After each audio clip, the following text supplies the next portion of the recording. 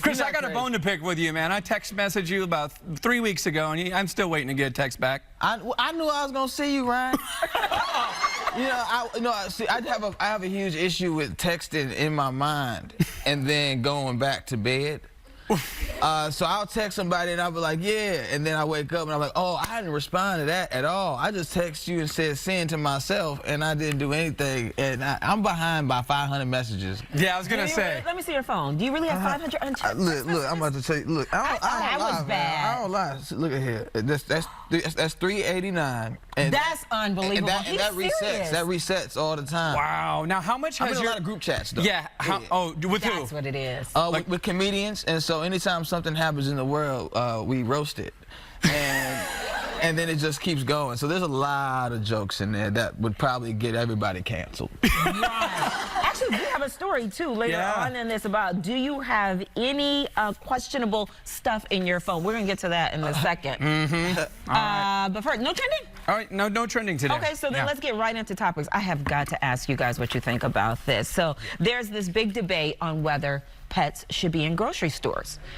No. Okay, Very wait. audible no. Yeah. Okay, look, before we get into it, we want everybody at home to get in on this conversation. Go to WindyCityLive.com/vote so you can weigh in too. Here's the question. Should pets be allowed in grocery stores? It's yes or no. The reason why I'm asking is because a local woman called our I-team, the ABC7 I-team, and she said that dogs are in her Jewel all the time and it's gotten out of control. Jewel did send this back, and we got to read this. They have posted signage that says, our locations that state service dogs are allowed, but pets are not allowed in the store.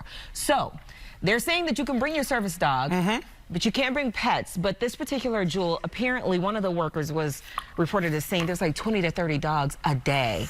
And a lot of people are not for it. Yeah, we did a poll on Facebook, 59% of people saying no, they're not for it. Here's the thing, if it's a service dog, absolutely 1,000%. If it is your fake support animal dog, what is that? Emotional support? Yeah, there's a lot of people that have fake ones and they bring them everywhere. We need to like crack down on that a little bit. But like, I don't know, it just doesn't sound like sanitary in the bakery area, or they have food that's out. And it's kind of torture for the dog too, because the dog like wants to eat everything in sight. The dog doesn't want to be there. The dog doesn't want to be there like that. I mean, unless the dog is helping you choose what's organic and what's not. At Whole Foods, the dogs do that. Yeah, like these tomatoes don't look fresh. Yeah. If it's a pet store, great.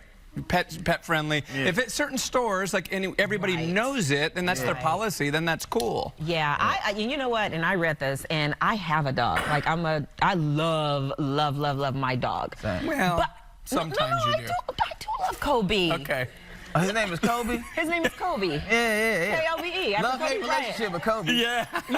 Exactly. Well, because my mother is a huge Lakers fan, so we named him after Kobe Bryant. But anyway, the point is, as much as I love Kobe and I am a pet owner, I don't want Kobe in the grocery store. Yeah. Like, I think certain things are, like you said, unsanitary and off limits. Like, I can cuddle and spend time with him at home. I don't need to take him shopping. And I'm not talking about just the grocery store. I've been in these high-end stores where the dogs are in there too. And here's the thing, Kobe's small, but what about the person who comes in with the dogs that's like a Great Dane? Right. Yeah. You know what I mean? And they're up getting the stuff at the top of the counter. Whatever happened to leaving your dog at home for a little while? Yeah. Just leave him at the house. And then he likes to do dog stuff. Like jump on the couch when you're not supposed to be jumping on the couch. Right. Let him stay home and do dog stuff. Right. Haven't you seen that animated cartoon Pets? They have all kinds of fun when you're not there. Or Pets 2. Yeah. Or Pets 3. But have you ever had a conversation with like the extreme dog lover or pet owner who's like gets super? We'll probably have some people that will write in right now. Yeah. We talked on the show about people that have to sleep with the dogs in the bed at all times, no matter what they are doing. Yeah. Or they kiss them in the mouth a lot, or they push them in a little cart like little babies. Well, that's another thing that came up in the I-team report is that, some people were offended that the dogs were in the carts. And think about, you're going to get the cart next and put your stuff in there. But I am guilty. Kobe does sleep with me. Okay. He sleeps with me when I'm by myself, and he sleeps with me when I'm not by myself. Okay, but what about when it's adult time? Kobe is not. Well, that's what I just said. He sleeps with me when I'm by myself and when I'm not by myself. So Kobe just walks in like, I don't care what y'all just did. Kobe's there. Wait. Kobe's there all the time. Okay. See, that's uncomfortable. I don't want the dog I don't want the dog watching. I'm glad. I mean, the dog's sitting there like, you totally stole my move. He's just grading you by. Or how about if he sleeps the whole time? Then that's even If he sleeps the whole time, that's a boring event. Plus, remember, like I said, like at the grocery store, you're sort of like teasing the dog with all the food. Yeah. You're kind of rubbing it in. You're kind of rubbing it into the dog. You're rubbing it in. You're showing the dog cartoon dogs. It's like, that's not how we look. Right. I don't know. Kobe sleeps all the time. As a matter of fact, I got up for work the other day. He stayed in. He slept in. When I got home from work after 3, he was still in the bed. So like Max. Man, her son Max sleeps all the time now. He takes after his Uncle Rye. No, I mean only when he was on Christmas break. He is. Oh, that's what you do. Yeah, you eat, you sleep. You eat, you sleep. Yep. Yeah, you become a dog. That's what you do. Right. Okay, how about this on the grocery store? Last thing I'll say is we talked about the cat cafes. There's cat cafes in Chicago. What? People for the ultimate cat lovers. You go to these cat cafes. They have cats walking all over. Just catch hello. Yeah, but for cat lovers, it's great. But you know what it is going in. So everybody's just standoffish and drinking coffee. Yeah. If somebody launches a chain of dog-friendly grocery stores, you know what it is going in, but you can't have one that's not one that is. Right. Okay. Well, 79%, 80% of you are saying no, pets should not be allowed in the grocery store. All right. Okay. Should dads be allowed to spend 7 hours a year in the bathroom? Well, it depends what they had to eat. Well, here's the thing. No.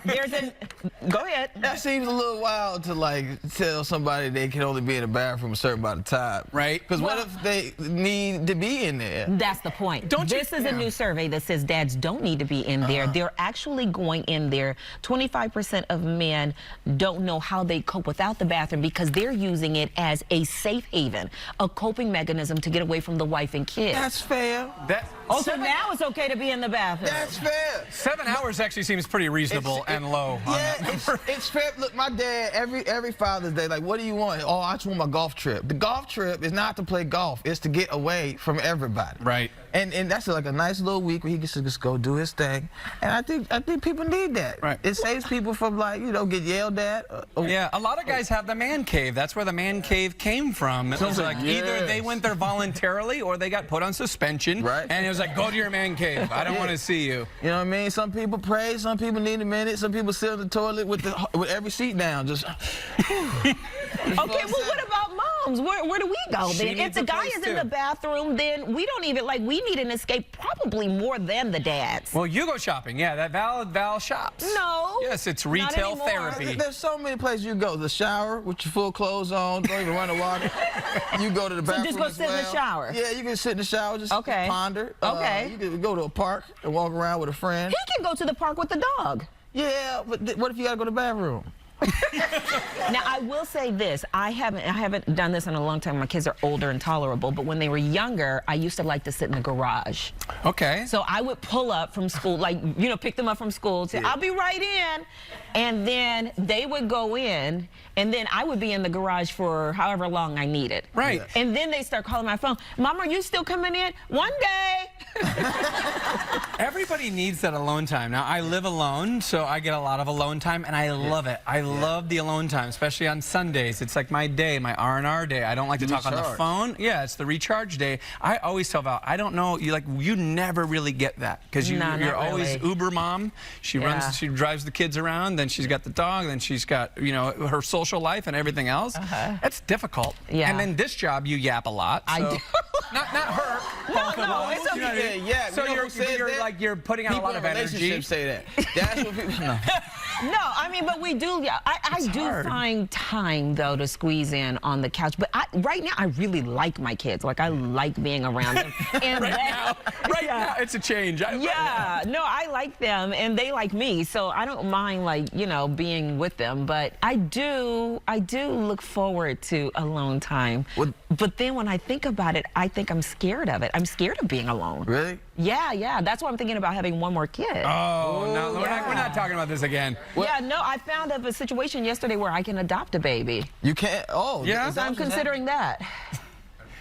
If you need another tip on how to take a break, my dad used to just circle the block for a while. In the park? Yeah, so he was about to come home and then he would just circle the block a little bit. Right. Like a neighborhood watch for himself. Right. Now, if you adopted, do you want to adopt a baby or do you want to adopt a little older? Full-grown man. No, no. I'm sure we have I got a lot of This is Tony. Hey, Val. Yeah, no. Trust me, I don't want any more adoptions for full-grown men. I'm good. But no, if I adopt, I would want the baby right out of the womb. Yeah, You want to catch him. Yeah. Yeah. I want to catch them and love them and mold on them and kiss them and raise them from birth all the way to college. And you're going to need a lot of time in the garage. You're never going to have alone time again. Like, you're almost an empty nester. Almost. Yeah, I can't see the finish line. I'm right there. My daughter's 17 and my son's 12. Oh, so, that's amazing. Yeah, I'm close, but... My brother and his wife, 41, and by the time 42, we're twins, and I forgot how old he was. I'm already lying about my age. He's 23, my twin brother, and they're going to be empty nesters by next year. His wife's not even 40 yet. Are they nervous about it? They're loving it. No, because you told me that Shannon is toying with the idea of more. She's actually having a harder time with it, Mom is. But they're both going to the same university my brother works at. Yeah. So it's not like they're not going to see him, but they're not going to be at the house. Right. That changes stuff. Yeah. Yeah, it does change stuff. Okay, let me ask you guys this real quick. Me, I'm going to be 60 and just having my first. We'll be in diapers together. Hey, man. We have a lot to talk about. Right. Take this dog to Jewel Oscar.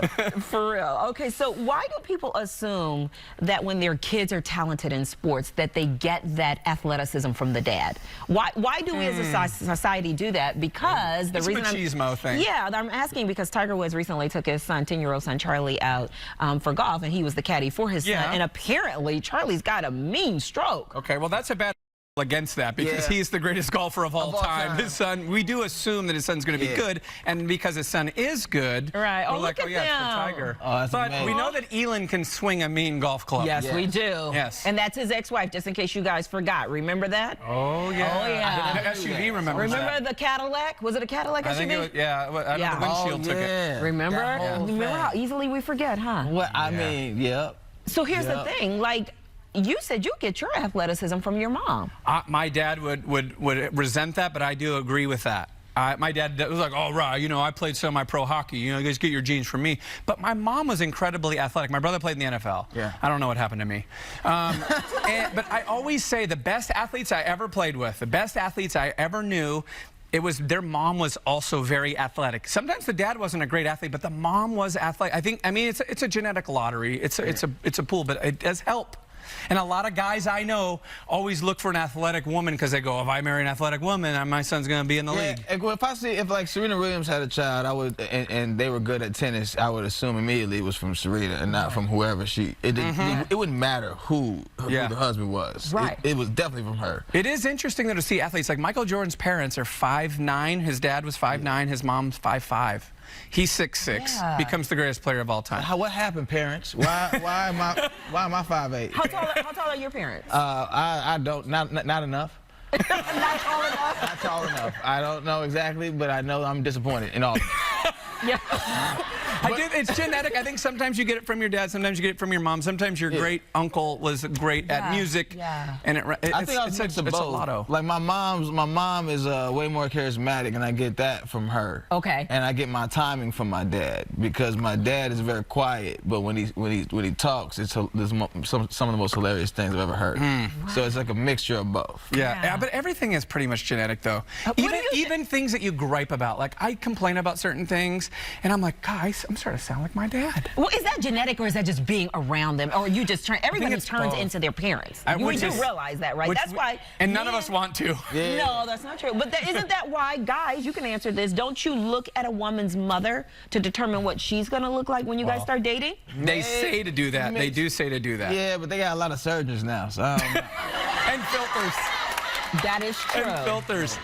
A lot of women end up looking like their mom. And if you look at pictures, like there's the gene pool strong on the Shibrini side too. Yeah. You know. Yeah. It's heavily gene based. Yeah. Okay, so you always tell me, Val, Max is athletic. Like when you guys play, you're like, do you think he gets it from me, or do you think he gets it from his dad? Definitely his dad.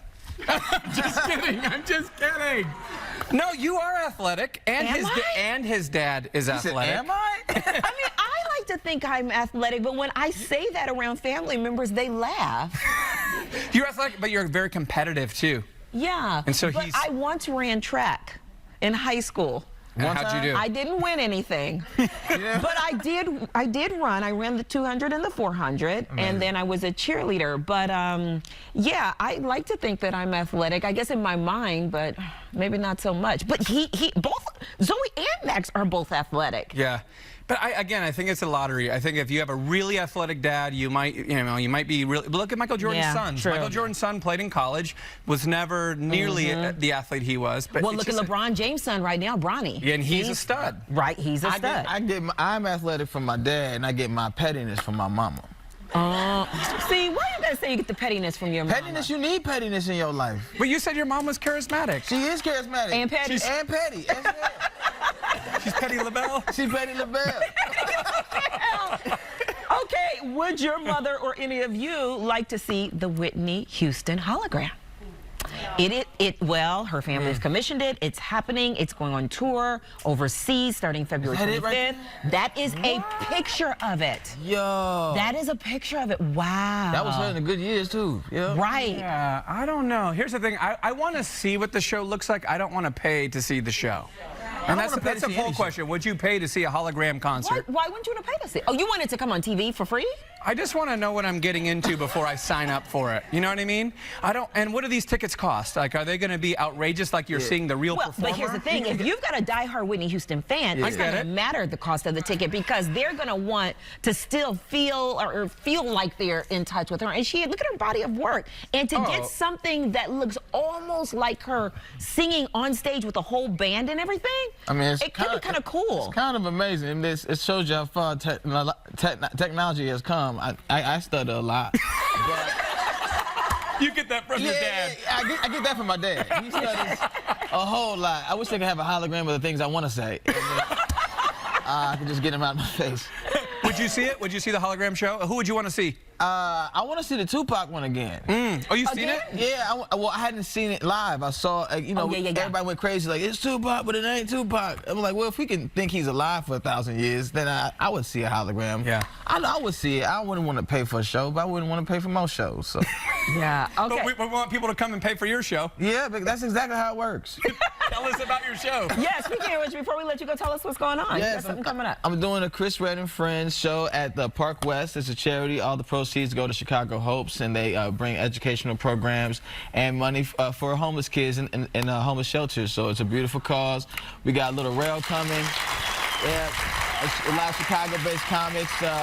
Got Edgar Waldem coming, Jack Knight. We got Langston Kerman from Insecure. It's going to be a really good show. I got some surprises.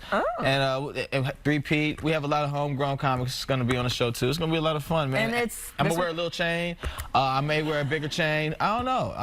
I may melt it down, you know. I may get a You may have a hologram. Yeah, I may have a hologram. Right. I might not be there at all. I won't wear a turtleneck because my neck is hot and wet right now, and I don't need that. Right, okay, all right. And that's this Sunday, right? Or Saturday? That's this Sunday at 8 p.m.